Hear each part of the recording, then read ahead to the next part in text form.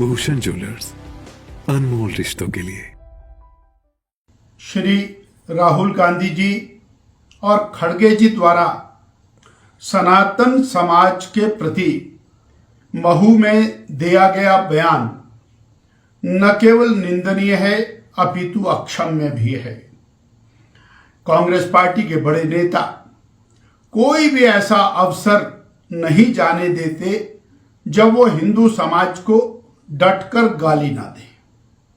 गंगा मैया में स्नान करना, महाकुंभ में जाना, देश की पवित्र नदियां गंगा, यमुना, सरस्वती, कृष्णा, गोदावरी, ब्रह्मपुत्र, नर्मदा आदि आदि, ये सब हमारी और धरोहर है और हजारों हजारों लाखों साल से कुंभ का महायज्ञ पूरे देश में होता आया है। ये हमारी सांस्कृतिक विरासत है और महाकुंभ और कुंभ का आयोजन विभिन्न प्रकार की जो अनेकता है उसमें एकता का प्रदर्शन है। परंतु राहुल जी को तो किसी तरह देश को बांटना है।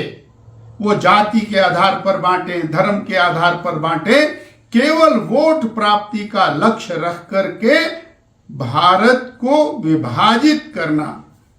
आज हम यहां याद कराना चाहेंगे 1947 में देश का धर्म के आधार पर बंटवारा किया गया, लाखों लाखों लोगों को अपना जीवन बलिदान करना पड़ा, करोड़ों करोड़ों लोग बेघर हुए और आज पुनः एक ऐसी स्थिति खड़े करने का जो प्रयास चल रहा है वो पूरा देश किसी भी कीमत पर स्वीकार नहीं करेगा।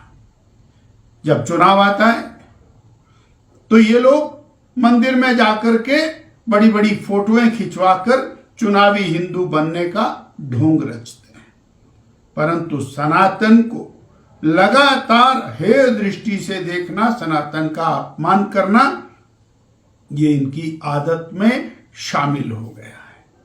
भारतीय जनता पार्टी जानना चाहती है कि क्या कभी दूसरे धर्मावलंबियों के बारे में, उनके तीज त्योहारों के बारे में, उनकी यात्राओं के बारे में भी ये कुछ इस प्रकार की बात कहने की हिम्मत रखते हैं?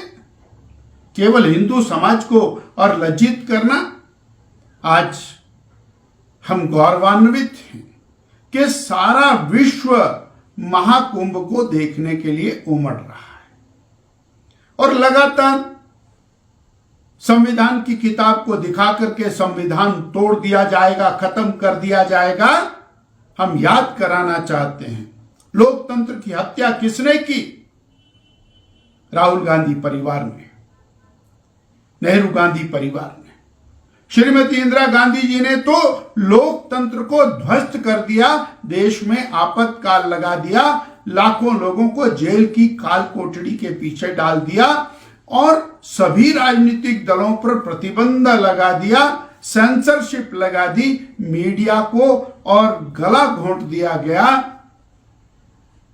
कम से कम ऐसे 10-12 कॉन्स्टिट्यूशनल अमेंडमेंट उस इमरजेंसी के दौरान किए जो मूल भावना के पूरी तरह विपरीत थे।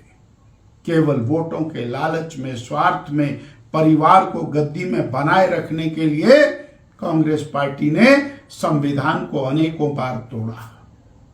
60 से अधिक बार प्रदेशों की चुनी हुई सरकारों को केवल और केवल कांग्रेस की सरकार बननी चाहिए, नेहरू गांधी परिवार का वर्चस्व रहना चाहिए, उन सरकारों को तोड़ा गया।